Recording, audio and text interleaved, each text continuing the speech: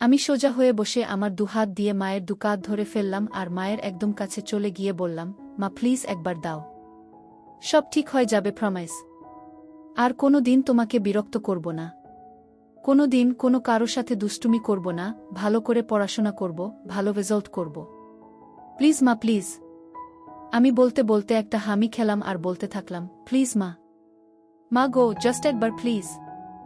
আর কিচ্ছু চাই না, শুধু একবার দাও।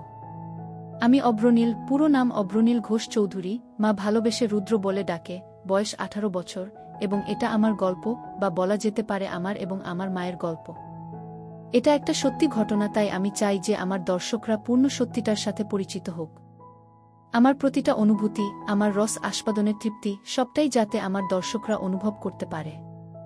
আমার মায়ের সাথে আপনাদের পরিচয় করিয়ে দিই। আমার মায়ের নাম শ্রীমতী জয়শ্রী ঘোষ চৌধুরী, বয়স 38 বৎসর। গায়ের রং শ্যামলা, কিন্তু ভারী মিষ্টি চেহারা, এবং তার থেকেও বেশি মিষ্টি ওনার হাসিটা। মায়ের মনটা ভারী সরল, তবে বুদ্ধি তীক্ষ্ণ। কিন্তু যত বুদ্ধি সব বাইরের জগতের ক্ষেত্রে। আমার বেলায় মায়ের শুধু সরলতা আর ইমোশন কাজ করে। আমার বাবা অনির্বাণ ঘোষ চৌধুরী একজন লেক এজেন্ট এবং কিছু অন্যান্য ব্যবসা করে। মাও কর্মরত। সব মিলিয়ে সংসারে কোনো রকম কোনো অভাব নেই। আমি স্কুলে পড়ি, বর্তমানে ক্লাস 9। বাড়িতে আমরা 3 জন ও আমার ঠাকুমা থাকি। ঠাকুমার বয়স 80 বছর।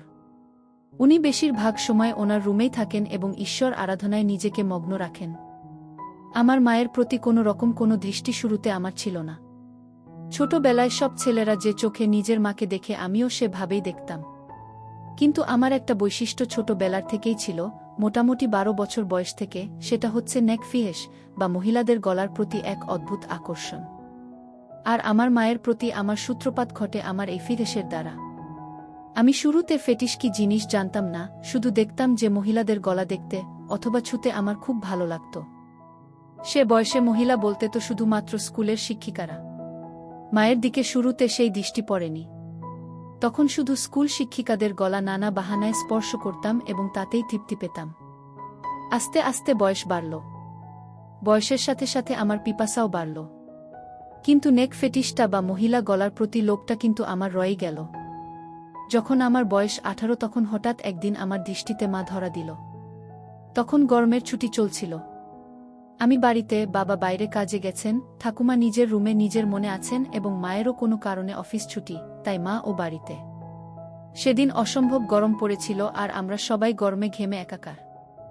আমি ড্রয়িং রুমে বসে টিভি দেখছিলাম আর মা রান্নাঘরে কাজে ব্যস্ত ছিল। আমার পিপাসা পাওয়াতে গেলাম রান্নাঘরে জল খেতে। রান্নাঘরে গিয়ে দেখি মা মাটিতে বসে সবজি কাটছে। রান্নার লোক সেদিন আসেনি। রান্নাঘরে ফ্যান না থাকার জন্য মায়ের একেবারে নাজেহাল অবস্থা। পুরো শরীর ঘামে একেবারে ভিজে গেছে। তখনও আমার মনে মায়ের প্রতি কোনো পাপ চিন্তা ছিল না। আমি নির্বিকার মনে জল খাবার জন্য মায়ের পেছনে রাখা শেলফ থেকে জালের বোতল নেবার জন্য মায়ের পাশ দিয়ে মায়ের পেছনে চলে গেলাম। জলের বোতল নিয়ে আমি জল খেতে খেতে সামনের দিকে, মানে মায়ের দিকে ঘুরলাম। মা আমার ঠিক সামনে বসে সবজি কাটছিল আর আমি একদম মায়ের পেছনে। আমাদের রান্নাঘরটা ছোট। মায়ের কাছাকাছি দাঁড়ানো সত্ত্বেও এর আগেই কোনোদিন কোনো পাপ চিন্তা আমার মনে আসেনি। কিন্তু সেদিন জল খেতে খেতে হঠাৎ কি মনে হলো, একবার নিচে মায়ের দিকে তাকালাম। দেখে আমি আর থাকতে পারলাম না, অনুভব করলাম আমার ওটা দাঁড়িয়ে পড়েছে। সেদিনই তখন জীবনে প্রথমবার আমার মনে আমার মাকে নিয়ে লোভ জন্মালো। আমি ভাবতে থাকলাম, আমি আমার স্কুল শিক্ষিকাদের ক্ষেত্রে যেরকম বাহানা দিয়ে ওনাদের স্পর্শ করতাম, সেরকম একটা বাহানা করতে থাকলাম মনে মনে। এক সময় আমি মাকে বলে উঠলাম, মা, মা বল কি হয়েছে? মা তোমার গলায় কি একটা আছে? মা আমার গলায়? আমার গলায় আবার কি থাকবে?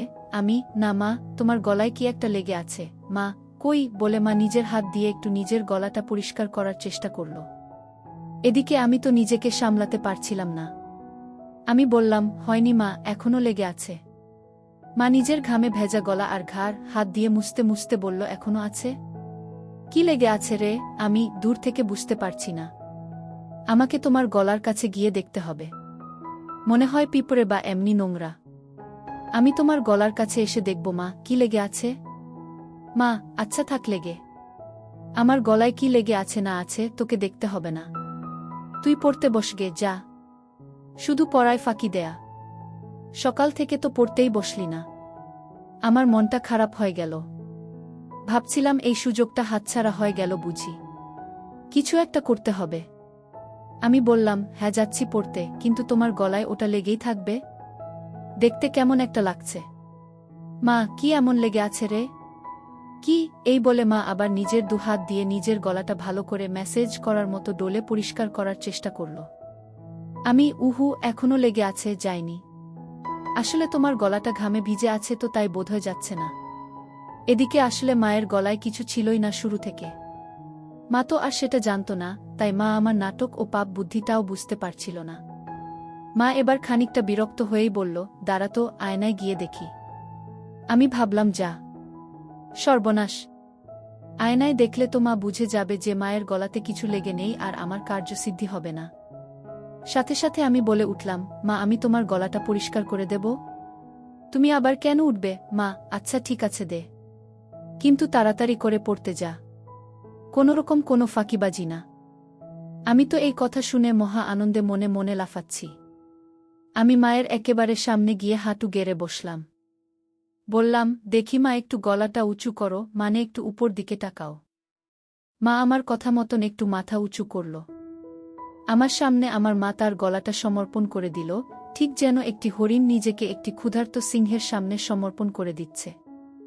মায়ের গলায় কোনো তিল নেই, তবে দেখলাম মায়ের ডান ঘাড়ে একটা ছোট্ট বাদামি তিল আছে। গলার মাঝখান দিয়ে দুটো রেখা চলে গেছে পাশাপাশি, মানে দুটো গলার ভাঁজ আর কি। আমি কাপা কাপা হাতে মায়ের গলা স্পর্শ করলাম। প্রথমে আস্তে করে ছুতেই অনুভব হলো যে মায়ের গলাটা কি নরম ও চামড়াটা কি মসৃণ। আমি আর থাকতে পারলাম না, আমার পুরো ডান হাত দিয়ে মায়ের গলাতে বোলাতে লাগলাম। এই সব কিছু কয়েক মিনিটের মধ্যে ঘটে গেল। মা বলল, কি রে হয়েছে? আমি, মা, আরেকটু মাথাটা উঁচু করো, তোমার গলার ভাঁজে আটকে গেছে। গলাটা পুরো স্ট্রেচ না হলে পরিষ্কার হচ্ছে না। এই শুনে মা নিজের মাথাটাকে আরও পেছন দিকে করার চেষ্টা করল। আমি মায়ের থুতনি ধরে আরেকটু উপর দিকে করে দিলাম, যাতে মায়ের গলাটা পুরোপুরি আমার সামনে মেলা থাকে। আমি তাকিয়ে একবার দেখে নিলাম যে মায়ের দৃষ্টি ওপরে ছাদের দিকে, মানে আমি সামনে। মায়ের গলা নিয়ে কি করছি মা দেখতে পারবে না। আমি বললাম, মা, আমি একটু তোমার গলার কাছে এসে ফু দিচ্ছি, যাতে তাড়াতাড়ি পরিষ্কার হয়ে যায়, ঠিক আছে? মা, আচ্ছা ঠিক আছে, যা করার তাড়াতাড়ি কর, আমার অনেক কাজ পড়ে আছে। আমি, হ্যাঁ মা, বলে একেবারে মায়ের গলার কাছে নিজের ঠোঁট নিয়ে গেলাম আর মৃদু ফু দিতে থাকলাম মায়ের সারা গলায়। একসময় থাকতে না পেরে মায়ের গলার একদম মাঝখানে একটা হালকা হামি দিয়ে ফেললাম। তারপর ভয় ভয় মায়ের দিকে তাকিয়ে দেখলাম একবার যে মা কিছু টের পেল কিনা। মা আমি কি করছি দেখতে না পেলেও আমার স্পর্শ তো অনুভব করতেই পারছিল। আমার ভয় হচ্ছিল যে মা নিজের গলায় আমার স্পর্শ অনুভব করে ফেলল কিনা, আমার হাতের স্পর্শ আর ঠোঁটের স্পর্শের মধ্যে তফাৎ ধরে ফেলল কিনা। কিন্তু দেখলাম যে না, মা কিছু বুঝতে পারেনি। আমারও সাহস বেড়ে গেল। মা হঠাৎ নিজের দুহাত দিয়ে আমাকে এক ঝাটকা দিয়ে দূরে ফেলে দিল।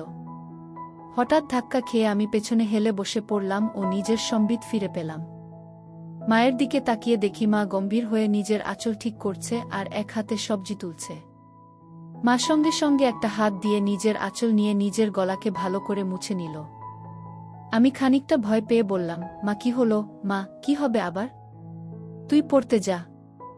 আমি, না মানে তোমার গলা পরিষ্কার করছিলাম, তুমি হঠাৎ ধাক্কা দিলে। মা বড় বড় চোখে আমার দিকে তাকিয়ে একটু গম্ভীর হয়ে বলল, তোর পড়ায় ফাঁকি দেয়ার বাহানা কি আমি বুঝি না মনে করেছিস?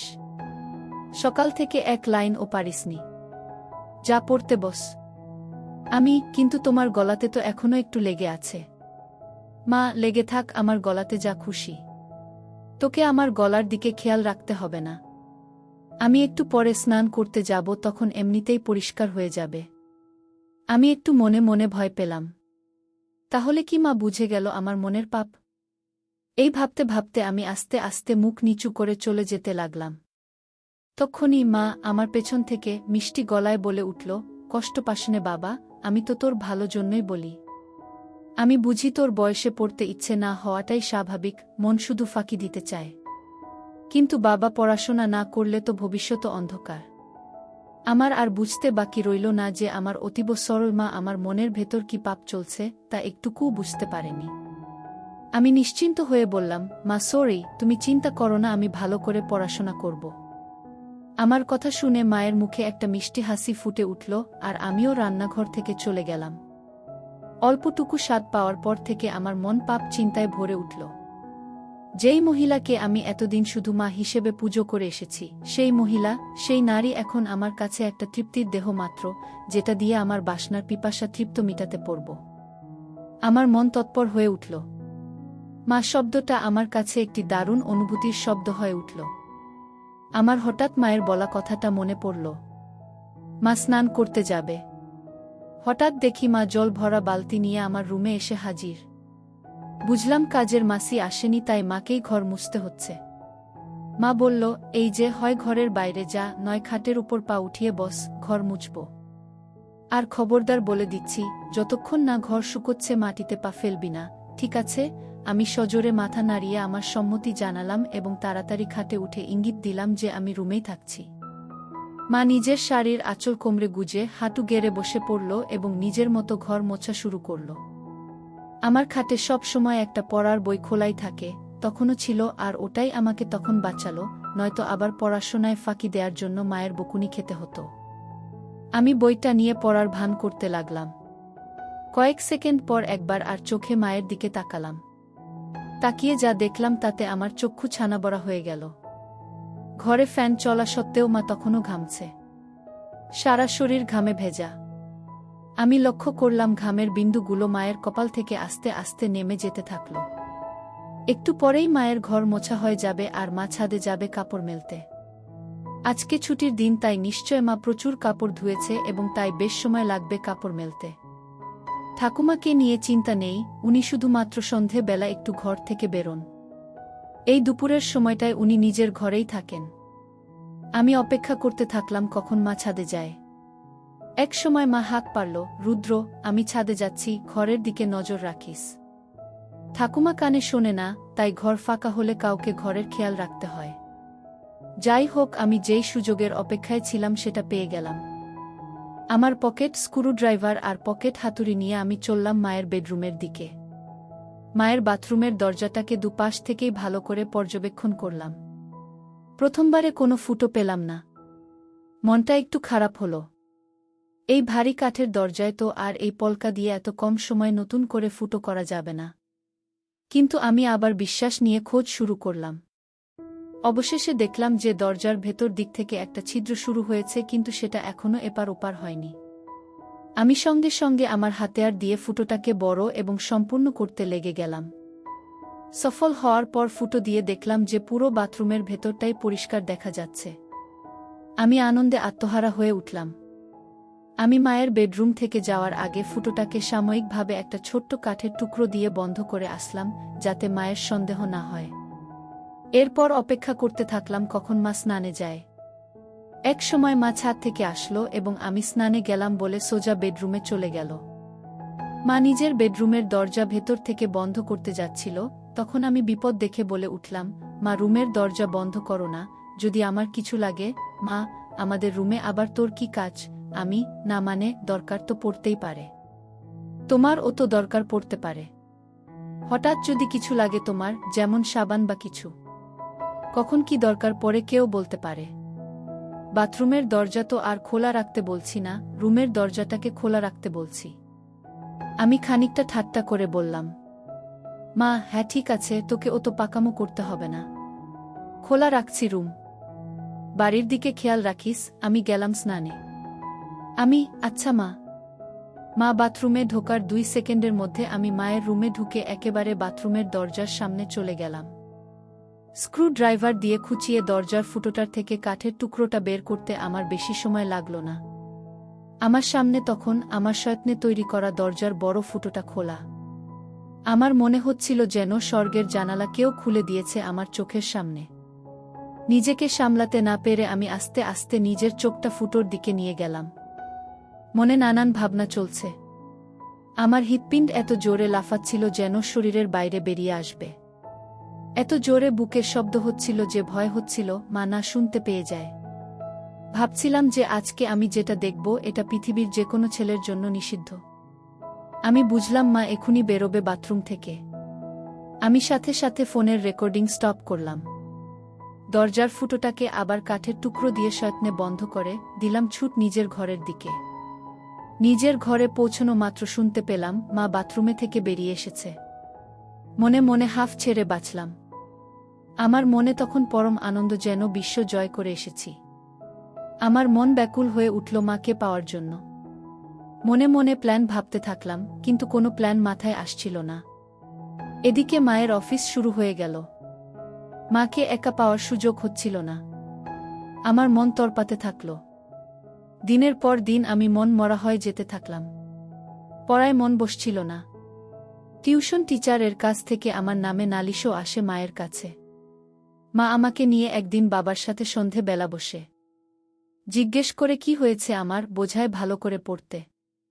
কিন্তু আমি কি আর আসল কারণটা বলতে পারি, তাই চুপ করে বাবা মায়ের কথা শুনি এবং হজম করি। এভাবে বেশ কিছু দিন কেটে যায়। আমার মানসিক ও শারীরিক পরিস্থিতির উন্নতি হয় না। মা বাবাও হাল ছেড়ে দেয়। বোধহয় ভেবেছিল যে স্কুল খুললে রুটিন এ চলা শুরু হবে, তখন সব ঠিক হয়ে যাবে আমার। কিন্তু একমাত্র আমিই জানি আমার কিসে উন্নতি হবে। এভাবে প্রায় এক যায়। আমি আমার 15তম জন্মদিন পার করি। আমি আর নিজেকে শান্ত রাখতে পারতাম না। মাকে ধরার সময় নিয়ন্ত্রণ হারিয়ে মায়ের গলায় কামড়ে দিলাম। অমনি মা আমাকে ঠেলে সরিয়ে দিয়ে বলল, শর্ত রুদ্র, বেয়াদব কথাকার, আজকাল একটু বেশিই গায়ে পড়ছিস। আমার এসব ভালো লাগে না। গরমের মধ্যে গা ঘেঁষাঘেঁষি। আগে তো এরম করতিস না তুই। আমি কি যে বলো মা। কেন, আমি তো তোমাকে আদর করে আগেও ধরতাম।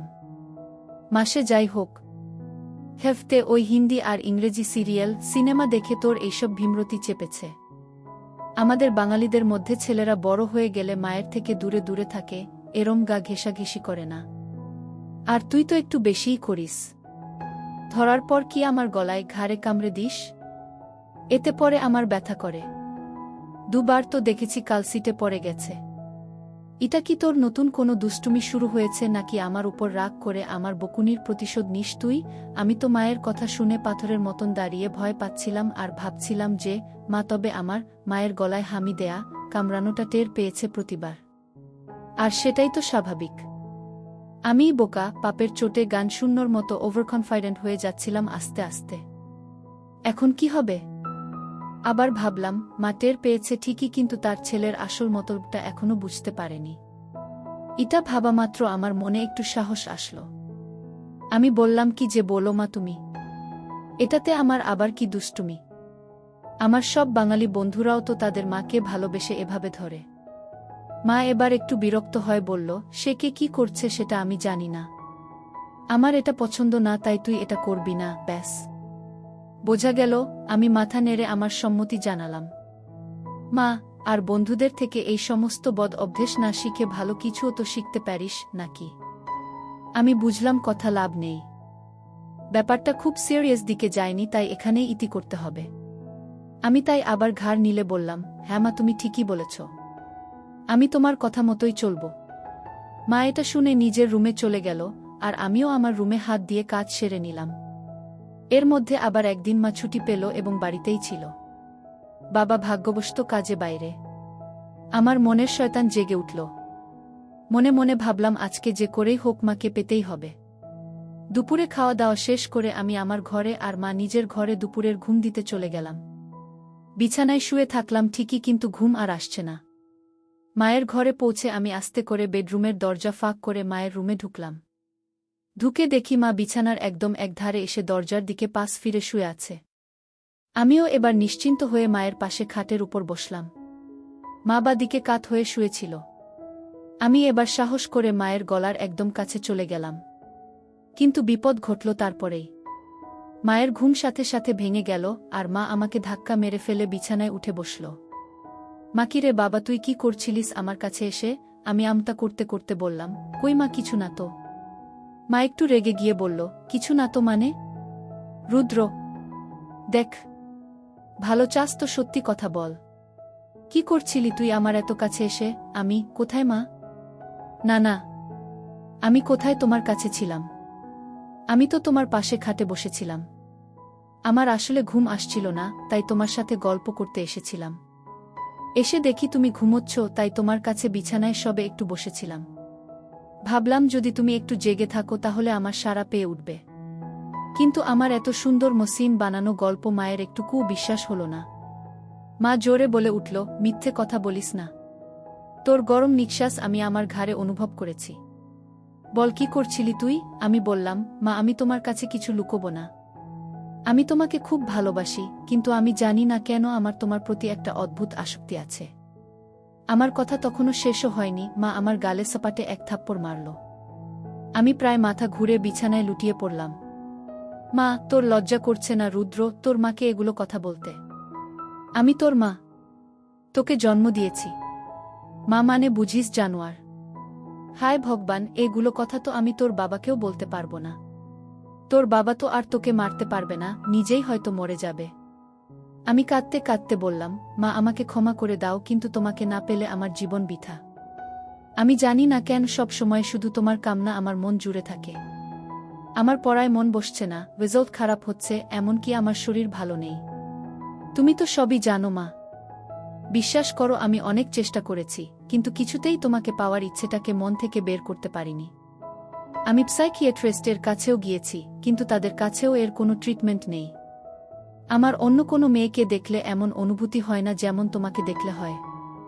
আমি কি করব বলো মা? মা, থাম রুদ্র, থাম। দোহাই তোকে, তুই চুপ কর। আমার কান আর নিতে পারছে না। আমি চুপ করে নিচের দিকে তাকিয়ে থাকলাম। খানিকক্ষণ পর মাকে একটু শান্ত দেখলাম। বলল, রুদ্র বাবা, শোনো, এটা হয়তো একটা বয়সের প্রবলেম। তুই চেষ্টা কর, দেখবি সময়ের সাথে ঠিক হয়ে যাবে। আমি সাহস করে বললাম, না মা, আমার তোমার প্রতি বাসনা ততদিন কমবে না যতদিন না আমি তোমাকে পুরোপুরিভাবে পাব। মা, তুই একটু বড় হয় যা, তোকে তাড়াতাড়ি বিয়ে দিয়ে দেব। কেন এই বুড়ি মায়ের পেছনে পড়েছিস বাবা? আমার মনে হলো এইবার বোধহয় মায়ের মাতিসুল ভাব জেগে উঠেছে। যেটা চায় যে তার সন্তান সব সময় সুখে থাকে, ভালো থাক। আমি ভাবলাম আমাকে মায়ের এই মনের ভাবকে কাজে লাগাতেই হবে। এই আমার অন্তিম সুযোগ। আমি সাথে সাথে মায়ের পা ধরে বললাম, মা, আমাকে একবার তোমার সাথে দাও। আমার আর এই জ্বালা সহ্য হচ্ছে না মা। মা প্লিজ। মা অল্প অল্প কাঁদতে কাঁদতে বলল, বাবা, এ হয় না। আমি তোর জন্মদাত্রী মা। তুই এখন ছোট, তাই তুই কি চাইছিস সেটা বুঝতে পারছিস না। এটা হয় না বাবা, প্লিজ বোঝ। আমি খেয়াল করলাম যে মায়ের মুখে আর রাগের কোনো চিহ্ন নেই। মা পুরো ইমোশনাল হয়ে আছে। আমি মনে মনে ভাবলাম, এখনই খেলতে হবে। আমি সোজা হয়ে বসে আমার দুহাত দিয়ে মায়ের দুকাত ধরে ফেললাম আর মায়ের একদম কাছে চলে গিয়ে বললাম, মা প্লিজ একবার দাও। সব ঠিক হয়ে যাবে, প্রমিস। আর কোনো দিন তোমাকে বিরক্ত করব না। কোনো দিন কোনো কারো সাথে দুষ্টুমি করব না, ভালো করে পড়াশোনা করব, ভালো রেজাল্ট করব। প্লিজ মা, প্লিজ। আমি বলতে বলতে একটা হামি খেলাম আর বলতে থাকলাম, প্লিজ মা। মা গো, জাস্ট একবার প্লিজ। আর কিচ্ছু চাই না, শুধু একবার দাও। মা হঠাৎ একটা চিৎকার করে উঠল। আমি ভয় পেয়ে মায়ের মুখ আমার হাত দিয়ে চেপে ধরলাম আর মাকে বিছানায় ফেলে মায়ের উপর চেপে বসলাম। মায়ের বোধহয় দম আটকে যাচ্ছিল, আমাকে ইশারা করে বলল যে হাত সরাতে। আমি আস্তে করে হাত সরালাম। দেখি মা কিছু বলছে না, শুধু চুপ করে ছাদের দিকে তাকিয়ে আছে। আমি মন্ত্রের মতো শুধু বলে যাচ্ছি, মা প্লিজ। এক সময় মা বলে উঠল, রুদ্র, তুই কি কোনোভাবেই মানবি না? আমি, না মা, তোমাকে আমার চাই চাই। মা প্লিজ রাজি হয়ে যাও, প্লিজ। বোধহয় মা বুঝতে পেরেছিল যে আমি কিছুতেই মানবার পাত্র নই। মা একটা দীর্ঘশ্বাস ফেলল আর মুখটাকে আমার দিক থেকে সরিয়ে ডান দিকে ঘুরিয়ে বলল, ঠিক আছে। আমি যেন আমার কানকে বিশ্বাস করতে পারছিলাম না। এ যেন স্বপ্ন পূরণ। বুঝলাম যে মা নিজের ছেলের খুশির জন্য নিজেকে সমর্পণ করে দিচ্ছে।